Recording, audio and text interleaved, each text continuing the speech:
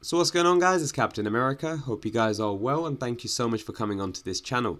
So as always, starting off with the match stats. So for this game we did win 4-0 against One Day. It was a great performance from the boys, great pressing as well as control of the ball. For your reference, guys, One Day are a PC based team. They are ranked 11th globally on PC platform, and then we are ranked 26th globally on the PC platform too. So just to share some stats with you guys on the game itself, it was a 55% possession for our team. We had 11 shots in total versus 3 from One Day. Myself, I had a 7.8 match rating. I had 6 possessions won, 2 possessions lost, and then 1 tackle made at 100%. Again, guys, it was a great performance from us, the way that we were playing. We've been, changing our play style quite a lot in terms of like how we were previously to how we are now. The play style that we have now is so much better than how we were playing previously. So it's more about the controlling, keeping the possession of the ball, as well as, focusing on our passing accuracy as well. And over the past couple of games, we've been having over like 58% average possession, as well as like over 52% passing accuracy. Like we haven't fallen under 80% passing accuracy in a very long time, because we've just, tried to control the ball, passing, whenever we do press, for example, getting the opposition in trouble. So I'm very much looking forward to FIFA 23 and the progression that we've made recently as well. As mentioned, the form from our previous videos, we were on a massive winning, let's say winning and drawing streak for quite a many times, and we were winning back-to-back Division 1 trophies too. So, we have made such a massive progress. Like previously on the ranking side of things, we were around 107, like 100, and then we progressed to around 75th. But then recently we've just been on fire, man. Like, it's been a great job from the team, and now we're ranked 26, which is a great accomplishment. And again, there's more to come. We have applied for the Pro League side of things. Really looking forward to FIFA 23 and what we could do within the Pro League scene as well. So just, yeah, I'll give you a quick highlight on how the progression of the match went, the lineup of the team as well. So we did have, we didn't have, a goalkeeper nor a left back. It was AI. But on the right back side of things, we had Begovic. Centre back was both myself and Sergio as usual. And then CDM, we did have Manetti. And then central midfielder, we had Yejor as well as Supri. Cam was Thiago. And then centre forwards were X3 as well as Wall. So the way that the game went, again, as mentioned, it was 4-0, a clean sheet on our side. The first goal was from Wall, which was a great goal assist from X3. It was a little lob that went over the centre back, and then they did have a goalkeeper human, which we did just blast it. He just literally blasted it through, which was a great little goal from him. And the second goal was from Yejor, a fantastic goal. This was long range outside of the box. Finally, Yejor, you got a good goal, man, outside of the box. So GG's on that, man. Keep it up. It was a great little volley, and either way, I would have shot that as well if I was playing as Cam. It was needing that shot. So well done, Yejor, for that. Third goal, it was Yejor again to Wall, and again a great goal taken from Wall for his 2 goals within the game. And then finally, the fourth goal was again mainly Wall being being instrumental, with his dribbling, and then having a penalty being conceded from a tackle based on him, and then him, scoring the penalty for a hat-trick. So a great performance from him. He was man of the match. Overall, as a team, we played fantastic. Please do enjoy the game. And as mentioned, we are glad that we did beat One Day, and we have beaten them before. We've had so much, let's say, matches. It's more like a derby for us, because, the high-level position that they're in, and plus the way that they've been playing every single time against us has always been a good competition. So for us to win with a 4-0, overall score. But again, we didn't have that many players or key players in the positions that we needed to. But same with them, they did have a lot of AIs. But I'm looking forward to whenever we do the full 11 match again. That's going to be a great competition. But yeah, guys, swiftly moving on to what we're going to be talking or discussing in today's topic. So it is really around Ronaldo saga, man. I don't know if you guys have been paying attention to what's been going on with Ronaldo, or like the general, let's say, recent news that's just come out. So just to give you the update on the recent news, so I think it was yesterday, and he's mentioned that in the next couple of weeks, I think he's going to do like an interview to really share his true feelings of what's been going on, the whole transfer saga, and hopefully for potentially, what's actually happening at Manchester United. Over my past videos, I've been talking about Manchester United a lot, but it's to be honest with you, it's really sad to see how they've dropped. Being a Liverpool fan, it's not great to see teams drop like to the standards that they are, because we faced it ourselves.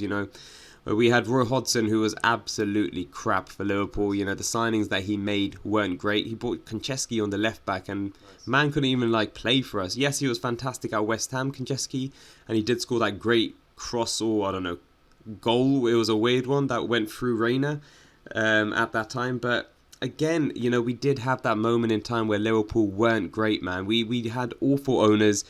The state of the club wasn't great. The players, the starting 11 was so bad at one point, man. We had a awful mid-table team. And then, of course, when the owners left and we ramped up with different managers and different style of managers, we then progressed to become much better. And that's something that Manchester United haven't been doing well since Sir Alex Ferguson. I think Sir Alex Ferguson done a great job at Manchester United, especially with the board that he did have as well. But, you know, the Glaziers or whoever it is, they aren't doing a great job. And again, they're looking at a protest that they're going to be hosting at Old Trafford against Liverpool in this next fixture that is coming. But again, they did, you know, do a little protest when it was the same last time. I think it was 4-0. They made a half-time protest, you know, going back to London. You know, that's the vibes that Manchester United fans have. But no, in honest truth, I think they really need to look at the new owners or getting new owners into the club. I don't know why these American owners are quite bad. I just really don't understand. Like, Liverpool did have American owners initially and they weren't great. But these new American owners have a different ideology, as well as, you know, the success rate that they've had within the States in, I don't know, baseball as well as other sporting areas has been phenomenal. And now Chelsea have got a really good owners as well. Bowley, I don't know what his name is, but again, he's come from a baseball type of thing. So with United, they've had the Glazier family for too long, man, and now it's time for a change. There's been so much disgruntlement, there's been so much anger from the Manchester United fans, and now I feel it's being shown internally as well, because they've had such a high turnover with managers. The players they've had for a while haven't been doing the job, regardless of the managers that they have been having. You know, they haven't been performing to the standard that they should be, you know, for Manchester United. And I've been saying it for a very long time. You know, the recent success that Man City have been having over the past 10 years just it positions them much more greater for the long term, because Manchester currently is blue, and the way that Manchester United is doing and going with their current transfers, their current, let's say, manager turnovers, and the current, like, I don't know, ideas within the club, I don't see them winning like a major league trophy in a very long time. Maybe in the next 5-6 years, like either the Premier League or the Champions League. Europa League doesn't count, but yeah, either of those two, I think it's going to take them a very, very long time. Not even 5 years, maybe 6 or more. I don't know, man, but I just don't see them doing well. But moving over to the Ronaldo scenario, you know, as mentioned, you know, he's going to be doing an interview. I do hope that he does discuss what's happening within the club. I know that he wants to look at moving. He's been mentioning this during the start of the transfer window to Ten Hag. It was a case that he wanted to understand the transfers that doing Sport Manchester United, that Manchester United would be acquiring. And the transfers that they have been acquiring haven't been great, to be honest with you. You know, Martinez, the 5'8", hasn't, adopted or settled in within the club as well as he should have. You know, the past 2 games as a centre-back that he played against mid-table, let's say, clubs, Brighton as well as Brentford, lower mid-table usually is where they usually are positioned. You know, they haven't done well. They haven't even scored yet. If they don't score against Liverpool in the next upcoming game, they'll have to just showcase the own goal as the best goal of that month for Manchester United. Do you know how bad that is? Or they have to get a training video on like the best goal scored. That's how far they've fallen. And, you know, I have predicted for what the showcase will be for Manchester United and Liverpool. I think it's going to be 2-1 win for Liverpool. You know, Liverpool haven't been doing great themselves, but again, Manchester United have had so many problems. I don't know if anyone saw the game against Brentford.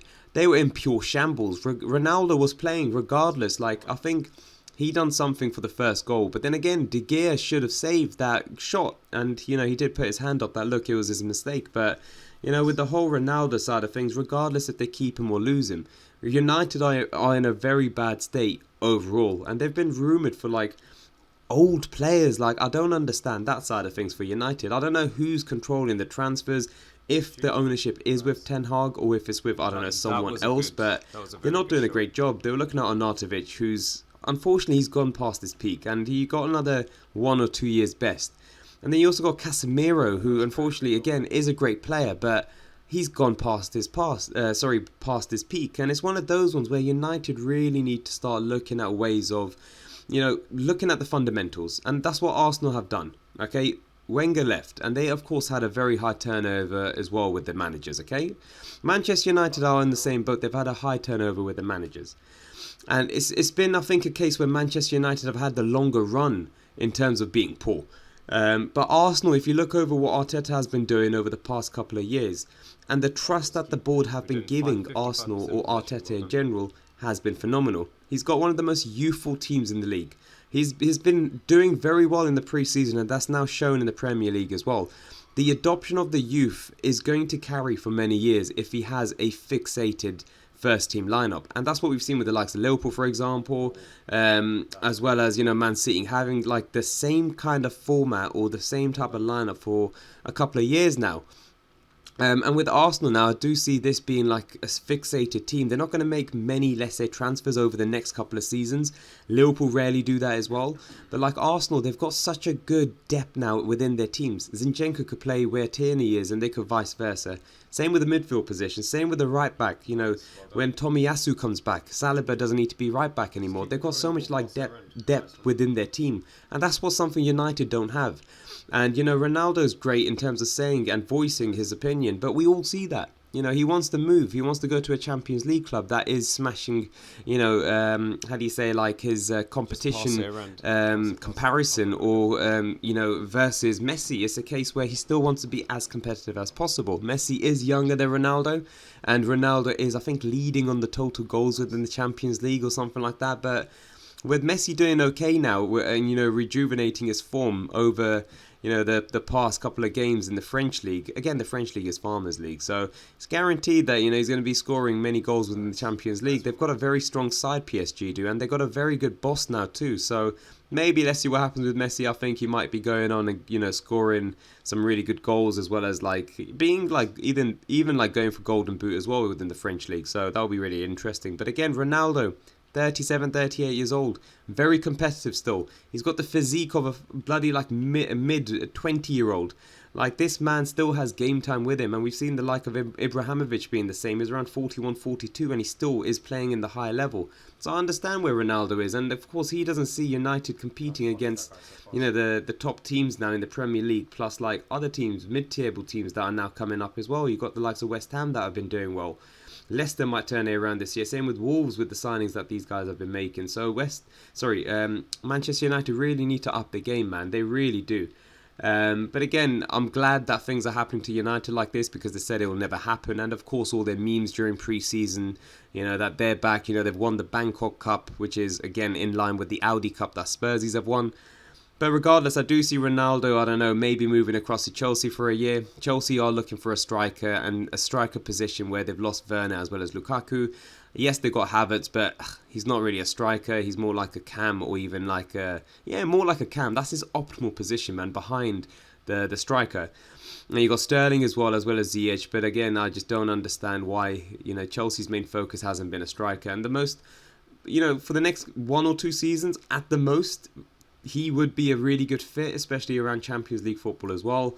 But let's see what happens, man. I think that'll be a good move for Ronaldo to Chelsea. And, Chelsea also have been quite busy now within the transfer situation. They've also got Fofana. That's very likely that's going to be moving over. Koulibaly scoring that insane volley as well during the corner in the past game. So, they've always been strong, Chelsea, within their their defensive line. They've always been very strong, man.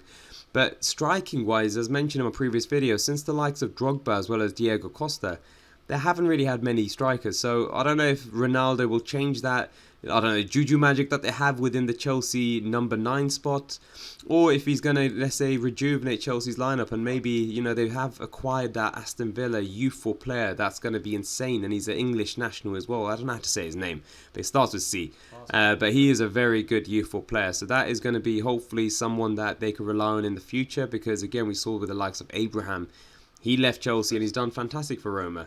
So I just don't know, man. Same with Werner. I said it yesterday. He scored a boom goal from outside of the box just to show that he's still got his confidence within like shooting. But of course, the goalkeeper for whoever Leipzig were playing opposition-wise was awful. It went through similar like how De Gea went through the arms. So I don't know, man. But yeah, we're coming to the end of the video, guys. Do let me I can't even talk, man. Do let me know your thoughts on Ronaldo and the situation around him, what you see him saying within the interview, and why he's taking like 2 weeks to do it within the interview if he doesn't just talk up now. Like, that is just a bit bitty. I just don't understand. But yeah, and also the Manchester United situation as well. But I'll catch you guys on tomorrow's video. Take care. Bye-bye.